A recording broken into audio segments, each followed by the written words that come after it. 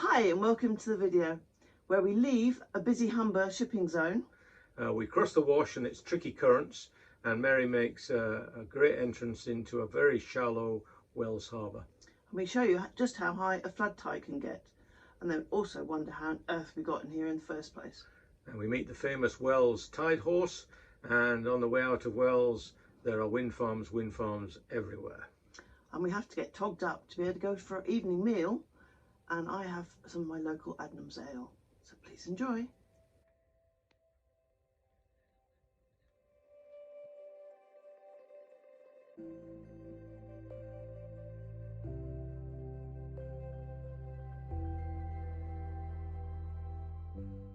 So we have the Samskip cargo vessel here. There's the same vessel on our chart plotter, so you can find out how close he's going to come to us by clicking on him, and he gives us a closest point of approach is 0.32 nautical miles.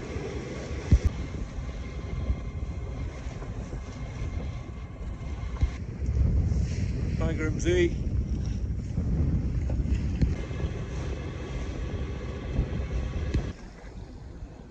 And as we left the Humber estuary, the weather deteriorated a little bit with wind over tide hitting us, and it's fairly bouncy, but Akitas takes this type of weather really well. She weighs 18 tons, and she has quite a bit of hull under the water, so when she hits a wave she actually goes through it rather than slamming or bouncing on it. Our speed through the water was over 8 knots, and our speed over the ground was only 6-7 knots because of the wind tide situation. But as often happens, the weather calmed down and we had quite a pleasant sail. Well, today we're sailing from Grimsby down to Wells next to sea, and we started off quite choppy, but we were doing 8 knots most of it through it, ploughing through it, and now we're bimbling along at nearly 7 knots. And it's a lot smoother, and heading into Holcombe Bay, maybe to anchor. So that's our current track from leaving the Humber down the coast, passing Skegness and then the Wash, and then turning south to head for Wells next to sea. And we've currently got an interesting kind of seabed configuration we're trying to avoid.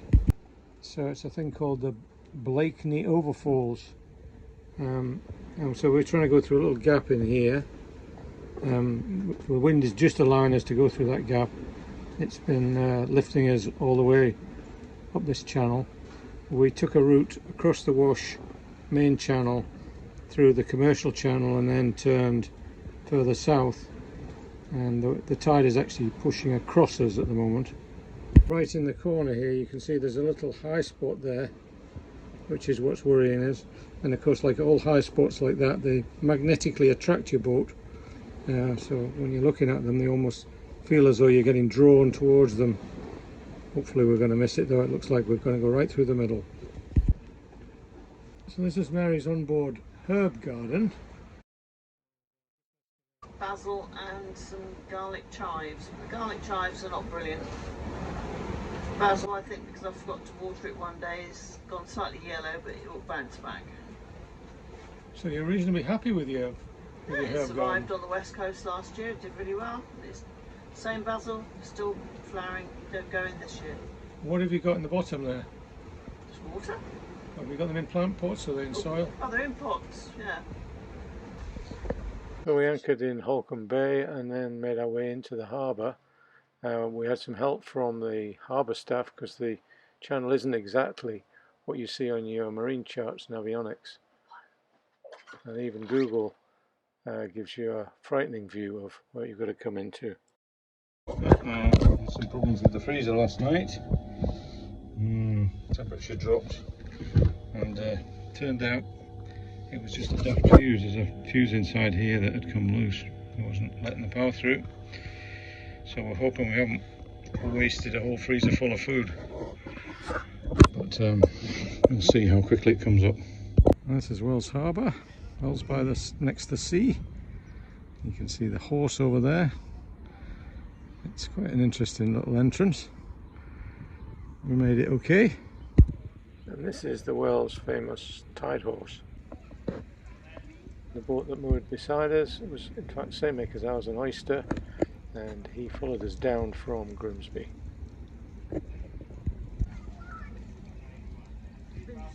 Very all dolled up, ready to go out. Town Quay anchorage runs round a bend in the river, and most of the anchorages are along the pontoon. You do have to be prepared to raft up if you want to moor here. This is all about the sea, and this is the tide levels that got to in 1953 and 2013. Swing the camera around, you can see how much of the land must have been covered in water at that time. Let's do the inevitable video. What have we got? Norfolk meat pasty. Okay. So we'll give you a verdict after we've eaten it. It was. Yum yum.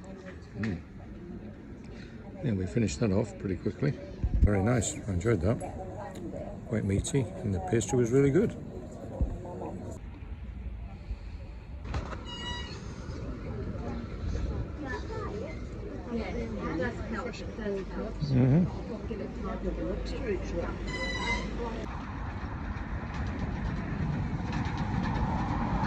It's quite a collection of old lifeboats here as well, different types, sizes. Don't know whether it's a museum or whether they're privately owned. Yeah, bit of pilotage by video and walking it.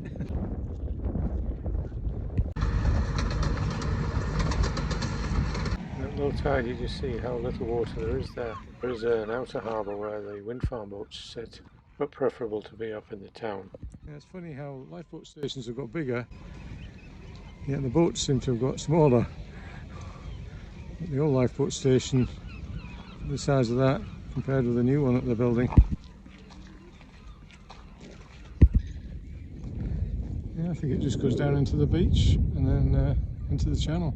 Now let's see one of the navigation marks, high and dry. The channel further up there. Today, we've got multiple tides here. Oh my god, 3 metres. And people enjoying the beach seem to have acquired beach huts all along here. There's a lot of them, and the coast looks lovely, all different colours. There's a time lapse of the tide coming in with the horse as the tide gauge. Harbour moves when the tide's up. You can see how much traffic is moving about.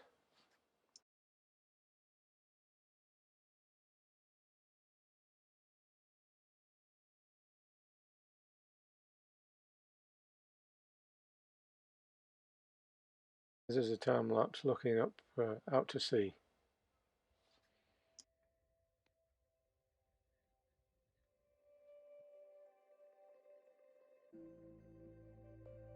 So there's quite a bit of current running through Wells when it gets going.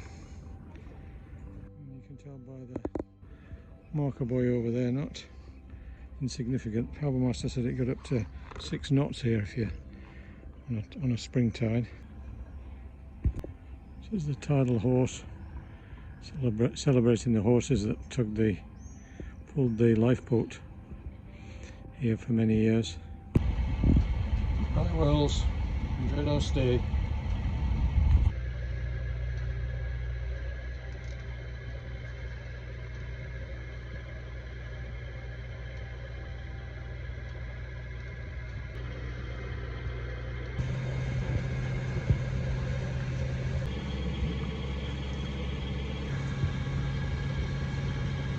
So we're en route from Wells next to the sea to Lowestoft today.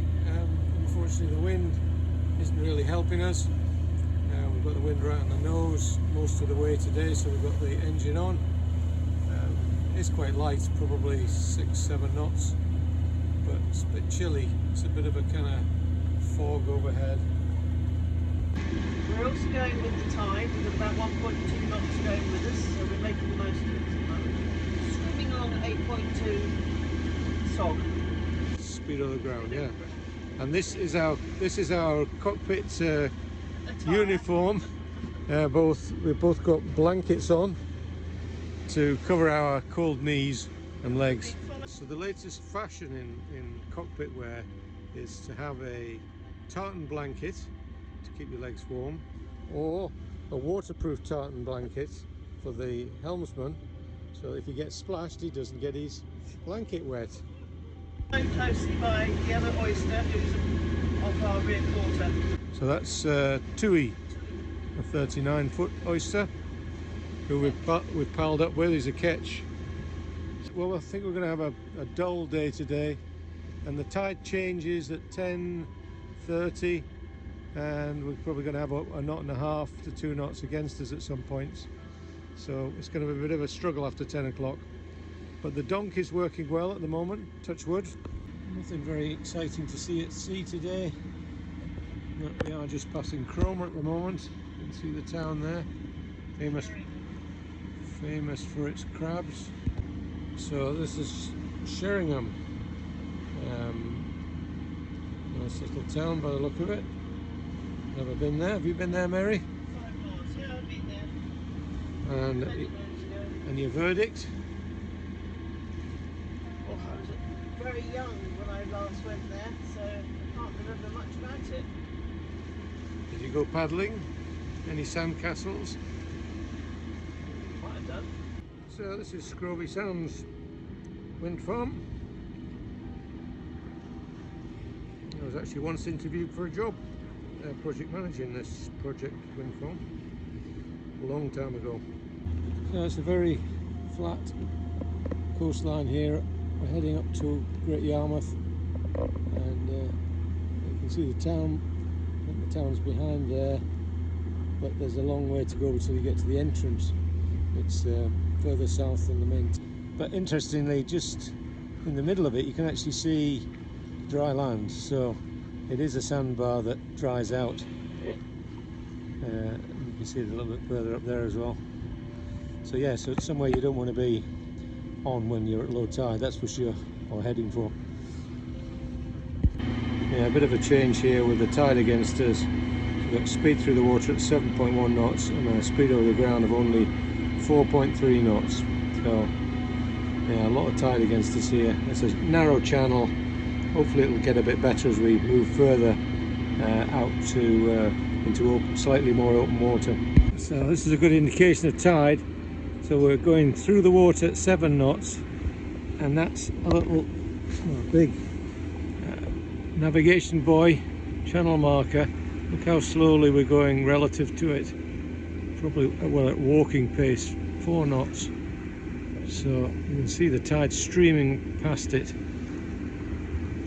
It's Great Yarmouth. So you can see it extends all the way down here. I think it's Galston at the end here. And there's a couple of jack-ups up there that look like they're just in storage. And you can see the fishing boat here and how difficult they are to spot when their tide is running like this. This is the entrance to Great Yarmouth. If we had been going in there, 2 very large white harbour entrance pylons. I think they're, yes, green striped and red striped by the look of them from here. And I think it's quite a long entry into here, and there aren't that many yacht berths, I don't think, in here. It's a long river stretch, and I think most of the mooring is alongside the wharfs along the side of the river. I understand from reading that there is actually a marina planned here, but it's not going to be open until 2022, so not available to us this year.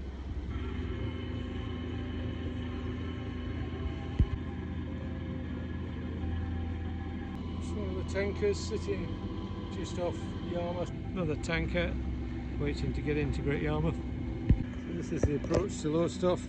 There's a big wind turbine on shore, and that point at the end that looks like the entrance to the harbour, but actually it's further around the corner. That's just a jetty, so a little confusing.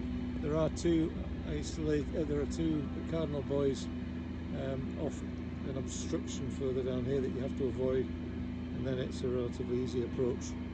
I think it's traffic lights at the harbour mouth.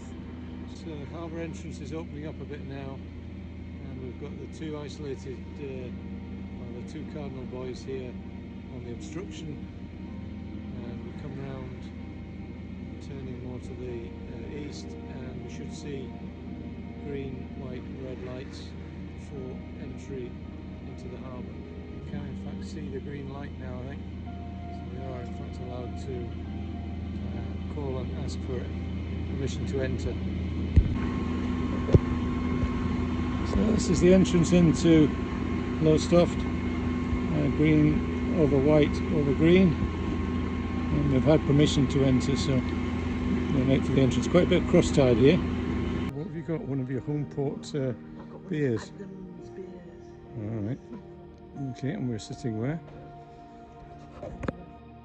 Suffolk Royal Yacht Club. Yeah, so it's looking very nice.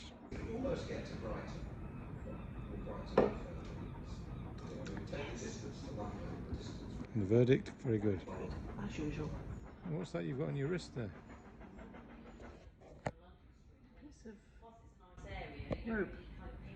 Oh, who made that for you? I wonder. What else have you got that's got a pretty piece of rope on like that? Show everybody. Ooh, a sailing knife. Also with, yes, very nice. Are you happy with this knife? All kitted out, I'm ready to go. Good, excellent. Proper sailor girl. So it's a lovely yacht club, isn't it? I'm most impressed with all the brass and copperware in the toilets and all the trophies and fittings around the clubhouse, including the 2 brass cannons that they had at the door.